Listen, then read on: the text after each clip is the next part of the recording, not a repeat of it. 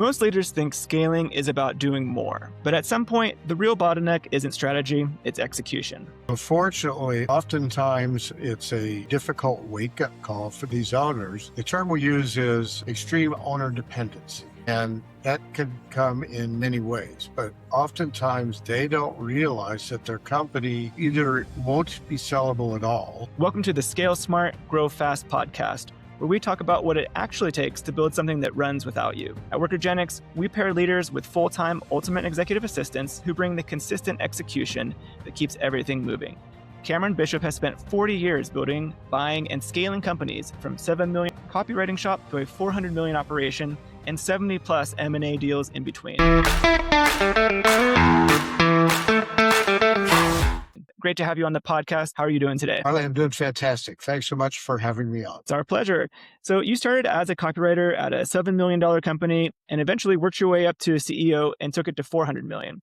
What was the moment when you realized you were thinking like an operator and not just someone doing their job? Well, it's interesting. I have kind of a theory. There are those who manage and those who do. And obviously, as a copywriter, I started out as a doer. And the transition from doer to manager is often a difficult one because there aren't any real courses, at least that I'm aware of, on learn how to delegate, because you can always defer back to your comfort zone, which is writing the copy yourself or whatever the individual skill set was. So it's difficult in order to kind of get out of the doer mindset. Well, we all still have to be doers to an extent, but if your primary role is to manage, you have to learn how to manage, how to delegate. And I've always been a big believer in trying to identify what motivates an individual and work with them in that capacity rather than in a cookie cutter mold in order to grow and scale a business. What were some of the mindset shifts or resources that you found helpful in shifting that mindset to being able to delegate more and keeping yourself from just doing it yourself? Well, I think we all learn a lot of these things the hard way, and sometimes it's better to be lucky than be good. So I would say that I've had a lot of luck in terms of where I went to work and how that company evolved and the types of corporate owners we had that encouraged us and incentivized us to scale the business, primarily through acquisition, although there certainly was a substantial amount of organic growth and new business startup. But nobody can do these things alone. Today, I'm an investment banker. I specialize in selling lower middle market, privately owned or family owned companies. And one of the primary things I see that is a real negative factor for buyers in these companies is that many of these business owners became successful because they had a certain skill or expertise or talent or knowledge, but they continued to exploit that without training anyone to work with them or to replace them. So they just really don't delegate. And in the world I grew up in, scaling a business, I was in that first company for 23 years. It definitely moved up through the food chain to finally become the CEO, but you don't do these things without having a team of experts. Our mindset was always to be a highly collaborative environment, which is something I'm still an ardent believer in today. No one has all the answers. And for the best interest of the company, the key focus should always be on getting it right, not who had the last best idea. How do you help operators and these business owners that you work with today understand that collaboration and the importance of getting things delegated so they can scale and be valuable, and understand that while they may be the one who does it best now, it is possible to get to a point where someone else might be able to do it for them as good, if not better? Unfortunately, Harley, oftentimes it's a difficult wake-up call for these owners who have, the term we use is extreme owner dependency. And that can come in many ways, but oftentimes they don't realize that their company either won't be sellable at all or will sell for a substantial discount on valuation, or the buyer is going to require them to stay on after they sell their company for an extended period of time, because buyers of companies, interestingly, are open to taking on risk, but at the same time, they're very risk averse. And heavy owner dependency is at least a yellow flag, oftentimes a red flag for these business buyers. And until you tell a business owner his options aren't good if he's wanting to exit the company in a fairly short period of time, or the business is going to sell for less, or there may also be fairly unattractive deal terms and deal structure for that owner. That's when they suddenly wake up and realize that, oh, I should have been delegating all this time. Now, when you look back at your personal growth and professional growth through your career, what is one time or thing that almost broke everything and that you had to learn to get past? That's an easy one for me. Also a big believer in we almost always learn the most from our mistakes as opposed to our successes. So the company that acquired the business I was working in, which was a small technical magazine publishing company, the previous owner sold us. We were acquired by a Fortune 100 company on the New York Stock Exchange. And they said, hey, we kind of like this business. We want you to go buy companies. And ultimately, as luck would have it, I was assigned to do the first deal because I ran the technology division of technical titles, and the acquiring business was in the technology sector. Nobody told us how to do it. It's kind of comparable to taking a 6-month-old baby and dropping him or her in the pool and say, swim. So we just went out and did it, and we thought we were being extremely efficient, dotting all the I's, crossing all the T's, auditing all the financials, and all the kind of typical factual things. But at the end of the day, the significant mistake we made, and particularly me, since I was leading that deal, was we didn't get to understand the people well enough and understand their culture. It's a common fallacy that when one company is acquiring another, they say, well, I'm buying you, therefore I'm right and you're wrong. It's my way or the highway. And frankly, we were a little bit of that. And at the end of the day, thankfully, it was a small deal. But because we didn't read key management or key personnel correctly, we lost those people, and they were key stakeholders and knowledge holders in the business. And that small deal ultimately died. And that is a very difficult way to learn, but it's going to be sink or swim if you got a parent company who's financing these deals. If you start having multiple deals that die because you don't diligence them properly, probably not going to be good for your career paths. You're really motivated to learn and not make those mistakes any further. That's when we really began to develop this collaborative model, utilizing all the special skills managers we had on our team. Tell us more about this model and kind of how it came out of this experience where you had to learn the hard way of looking for those key people and taking into account personalities and the actual roles and interests of the people that are already in this business. Sure. We essentially assembled the team. Again, it was sort of an iterative learning experience as we went along, but a diligence team would include the lead manager. Some cases it was me, in some cases it was one or the other of my counterparts. It would include our vice president of HR, our chief financial officer, our head of production, our head of our CIO for technology at a minimum.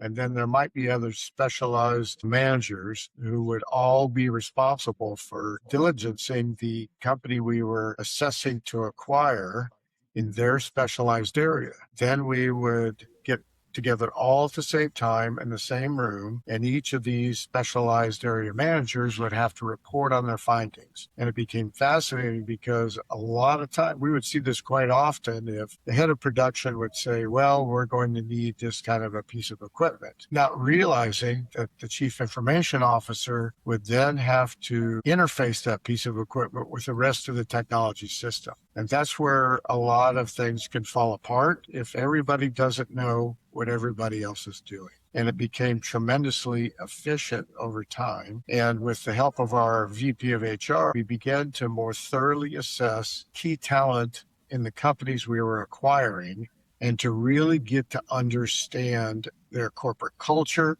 and the things that they were doing well. I was fortunate enough to work for 15 years for a brilliant man who was the chairman of our parent Fortune 100 company. And he would always remind us when we were doing a deal, remember, there's a reason you're buying this company. Figure it out first, what they're doing right, and protect that. And if you don't have a big ego, you can realize that oftentimes the acquired business is doing something better than your existing organization. So you can adapt best practices In our case, it was fantastic because it injected so many efficiencies and allowed us to grow so much more. Our company on 400 million in revenue at the end of my CEO period there was throwing off $100 million in EBITDA profit, which was at the top of the food chain for companies like that in terms of its profit margin. But a lot of that is because we adopted and adapted ideas from the companies we were acquiring. I love that. Now, as you've built this career and have so many M&A deals behind you, what's one of the things that many owners that you've worked with just don't see coming until they're already in the middle of it? One of the key things, and I've lectured on this a number of times, especially for CFO type organizations, one of the key mistakes that business owners make when they are acquiring another business, besides what I mentioned earlier, that they think they're doing everything right and the acquired company's doing everything wrong. So they're going to force total change on the company that's being acquired. But if they really get to know that company and focus on critical factors that are going to come into play post-acquisition during the integration period, which, by the way, is where the vast majority of deals die, is in integration, because buyers spend 95% of their time focused on the front end transaction process, whether it's pricing, negotiation, contracts, etc., and very little time on how things are going to be integrated and to also be respectful of the corporate culture of the acquired organization, because that can fracture and cause a deal to fall apart if you again have a very unhappy new workforce. Yeah, absolutely. That's a really important thing. I'm sure many people in the audience who have been employees at one point in their life and have been in organizations that's been acquired can certainly relate to that challenge of merging culture as well. And when you are doing these executions, where do you see the execution usually break down, and how do you address that? Much of it is evolves around communication.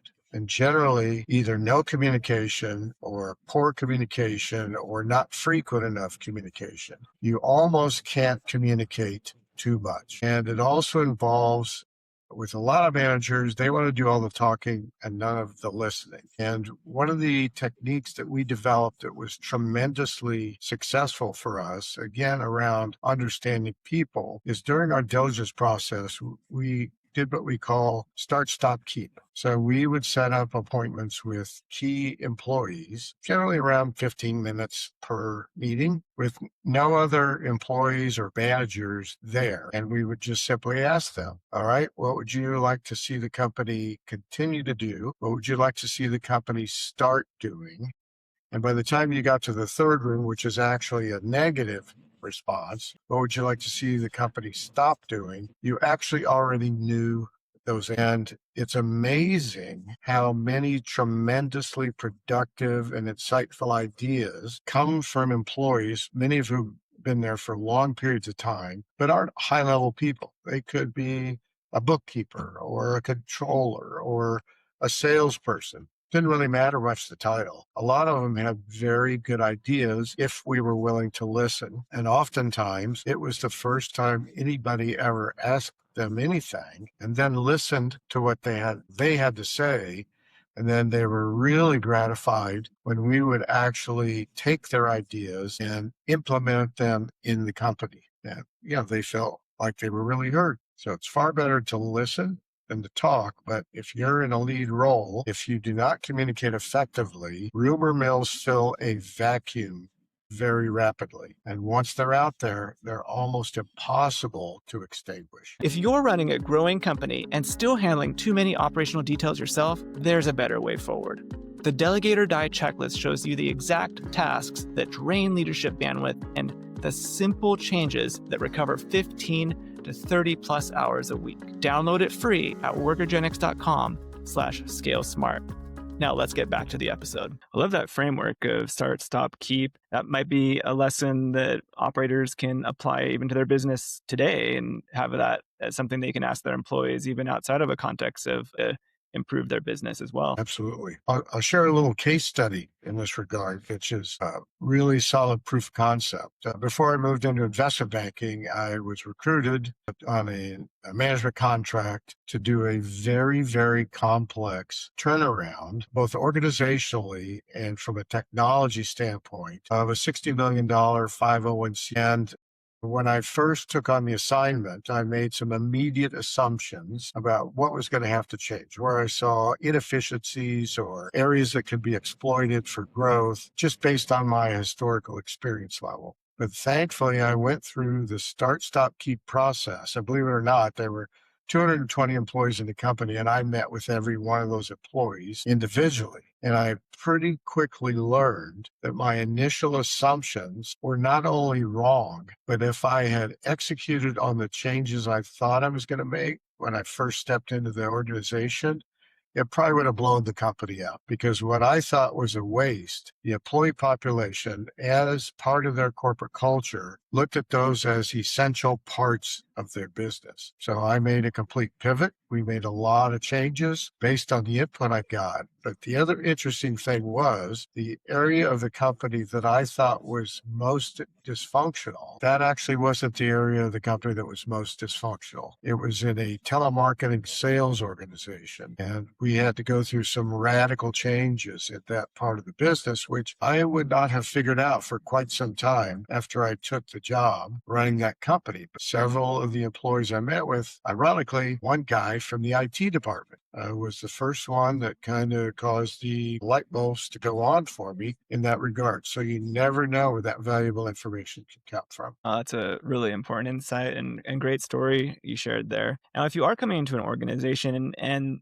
there may appear to be a lot of things that need to be changed, such as strategy, the brand, systems, and maybe even people, where do you even start, and what strategies do you employ to help someone navigate all those changes? Well, again, in a situation where I was placed to do a turnaround, especially once the light bulb came on for me relative to the inaccuracy of some of my early observations and assumptions, I wanted to make sure I took time to really get to know the business better, and particularly the key managers. And over time, I was able to make far more accurate assessments and take the actions necessary. I had a very wise board of directors that I reported to, who knew that we had a very concerning situation in this business, and they gave me carte blanche to make the changes that we needed to make. And those changes quite often were very difficult. I actually had to change out, I think it was 8 of the 9 top managers in the company in order to begin to create a far more collaborative, communicative, open corporate culture. And there was a lot of spending waste and inefficient analysis of financial information. And we ultimately carved $6 million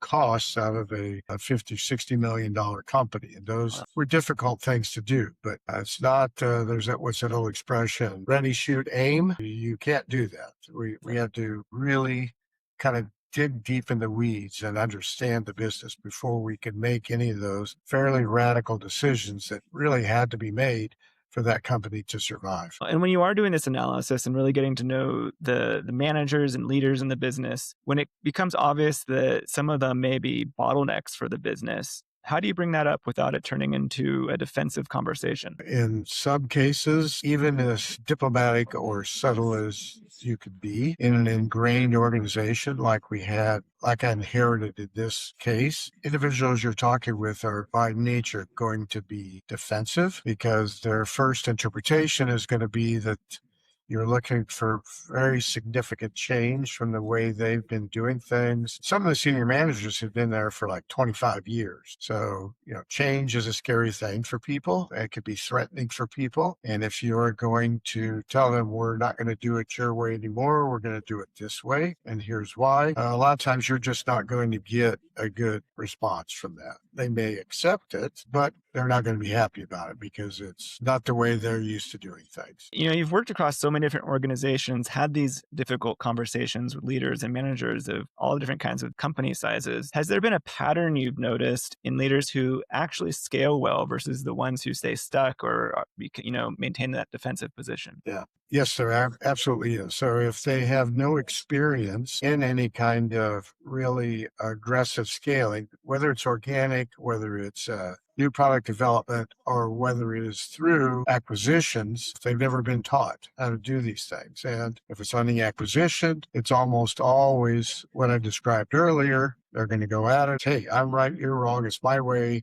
Or the highway, and we have a corporate culture. You're going to have to figure out how to adapt to our culture. And those very often either don't work out well at all, or it doesn't allow the acquired business to truly perform at peak efficiency and to deliver what you hoped for when you decide to make that acquisition. In my case, with my senior management teams, I always believe in being the dumbest person in the room. I always wanted all of my specialized professionals, whether it was HR, marketing, IT, finance, to be experts in their field. And the key would be always to seek their input. And when I would hire these individuals, one of the last questions I would ask them is, okay, if you don't agree with me, are you going to be willing to disagree with me openly? And usually you get kind of a startled look. And I would say, well, if you just want to agree with me all the time, then you're not going to be of value to me because I don't get it right all the time. The goal is to get it right. You're an expert in your area. I want to seek and hear your perspective on this. So I may not always change my